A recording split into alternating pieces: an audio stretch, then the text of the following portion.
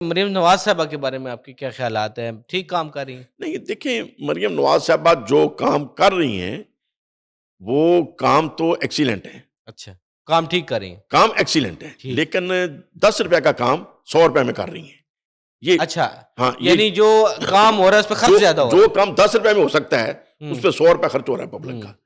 اور سیکنڈ یہ ہے 90 روپے اشتہارات کی مد میں لگ رہے ہیں، مطلب جو جدھر بھی خرچ ہو رہا ہے، میں تو اکنامکس سمجھتا ہوں، اور میں جب ضلع اس لیے میں ناظم پوچھ رہا تھا تو ہوں۔ اپنا بجٹ میں خود بناتا رہا ہوں، اور میرا بجٹ پورے پنجاب میں نمبر 1 آیا ہے۔ میں نے تو کئی دفعہ مسلم لیگ کو کہا ہے کہ ایک سال مجھے بجٹ میرے سے بنوا لیں، اسحاق ڈار صاحب میرے سے سیکھنے آ جائیں گے کہ بجٹ کیسے بناتے ہیں۔ یہ اللہ کا شکر ہے، چونکہ جب نیک نیتی سے درود شریف پڑھ کے بندے نے کام شروع کرنا ہے اور اخلاص سے کرنا ہے تو کام صحیح ہو جاتا ہے۔ ٹھیک۔ تو چیز یہ ہے کہ مریم صاحبہ جو کام ہے تو کام تو ٹھیک کر رہی ہیں، لیکن اس کے اوپر فضول خرچی ہو رہی ہے۔ فضول خرچی۔ سیکنڈ یہ ہے، اگر بہترین صفائی ستھرائی ہو پورے پنجاب میں جو ان کا شوق ہے، بہترین سڑکیں بن جائیں، لیکن 10 بندے بھوکے سوتے ہیں، ان کو کھانا کھلانے والا نہیں ہے، اور بھوک سے مر جاتے ہیں، اس کا ذمہ دار کون ہے؟ یعنی بیوٹیفیکیشن والا جو پروجیکٹ ہے، سنیں نا، اس کا ذمہ دار کون ہے؟ اس کی جگہ پہ اس کا ذمہ دار کون ہے؟ روزگار اور کھانا دیا جائے، اس کا ذمہ دار کون ہے؟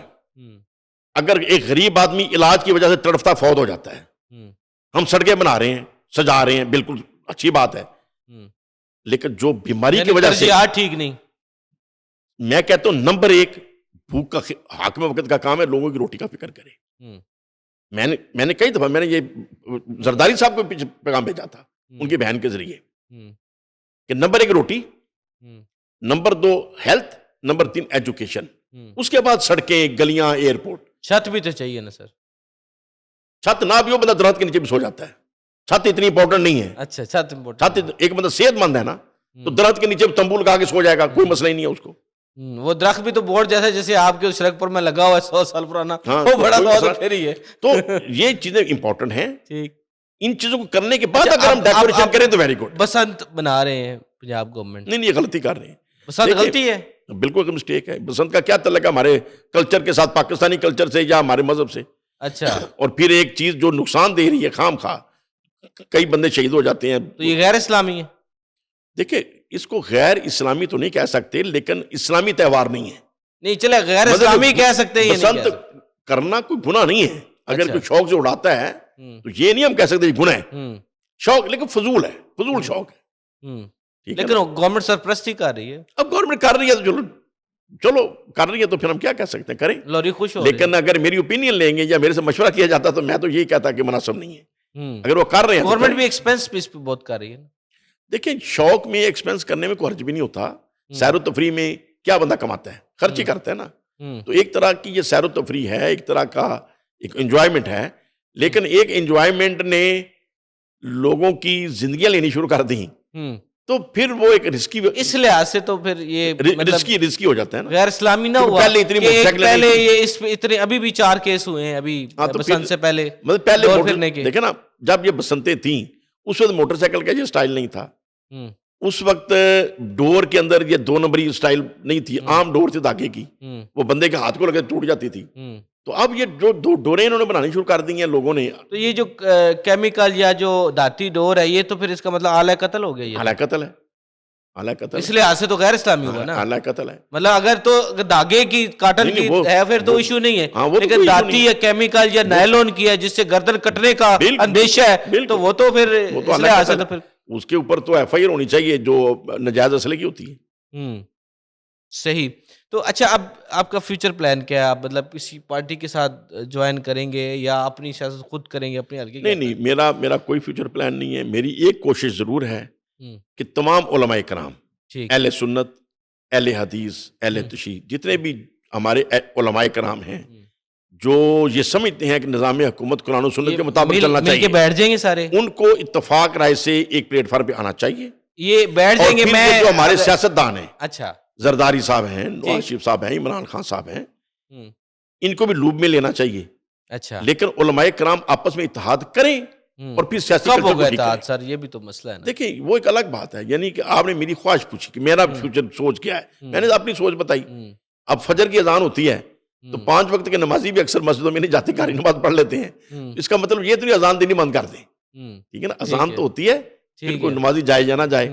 تو اسی طریقے سے آپ نے میری بات پوچھی, میں تو اپنی بات کروں. میری آج کل کیا سوچ ہے, میری تو عرصہ دراز سے یہ سوچ ہے کہ علماء کرام جو کہتے ہیں قرآن و سنت کے مطابق ڈائریکٹ سیاست میں نہ حصہ لیں, علماء کرام کو عزت تکریم کے ساتھ علیحدہ کوئی عہدہ دے دیا جائے یا سسٹم کا حصہ, جیسے ریزرو سیٹ ہوتی ہے خواتین کی اقلیتوں کی, اس طرح ڈائریکٹ سیاست میں بھی آنا چاہیے. سیاست میں آنا سنت ہے, اور لیکن ہر ایک کا مزاج سر آج کل تو اس میں پیسہ بھی بہت ہے نا, اب لگتا بھی بہت زیادہ ہے, پھر ظاہر ہے نہیں بغیر پیسے کی کاروبار سے آئے گا, ایسے تھوڑی آئے گا. میں نے 3 الیکشن لڑے, میرا تو کوئی خاص پیسہ خرچ نہیں ہوا, صاف بات ہے. دوستوں نے, میں اپنے گھر پہ ہی خرچ کرتا رہا ہوں, میرے دوست بھی کرتے رہے, ہم بھی کرتے رہے. دوست تو پھر فائدہ بھی اٹھاتے نا بعد میں جب خرچ کرتے. نہیں پازیٹیو فائدہ, میرے سے کوئی نجائز فائدہ کیسے کو لے سکتا تھا. ہاں اگر کوئی 2 نمبری چپ چپا کر جائے, جیسے بزدار صاحب کے نیچے ہو جاتی تھی اور خان صاحب کو پتہ ہی نہیں چلتا تھا, ایسے اگر ہو جائے تو ہو بھی جاتا ہے, لیکن اس کو الزام آپ اس بندے کو نہیں دے سکتے کہ جو اوپر بیٹھا ہے. صحیح, ٹھیک ہے نا. تو باقی یہ ہے کہ میں نے خان صاحب کو ایک مشورہ دیا تھا اس وقت, وہ میں آج بھی موجودہ حکمرانوں کو دے دیتا ہوں.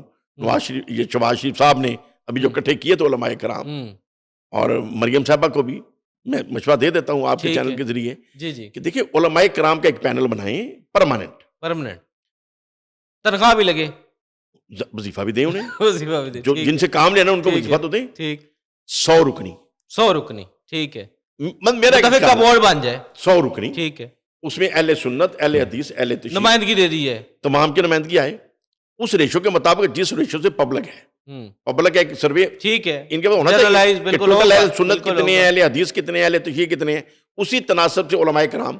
لیکن علماء کرام وہ آگے آنے چاہیے جو پاپولر نہیں ہیں, جو تدریسی علماء ہیں, اچھا, جو تقاریری علماء ہیں, جن کو شوق ہے اسٹیج پہ آنے کا, جو سیاسی اعتبار سے ہیں, جو سیاسی مزاج رکھتے ہیں, اور جو پیور تدریسی علماء ہیں, ٹھیک, جن کی اہل تشیع میں سے وہ آنی چاہیے جن کی اہل تشیع خود عزت کرتے ہیں.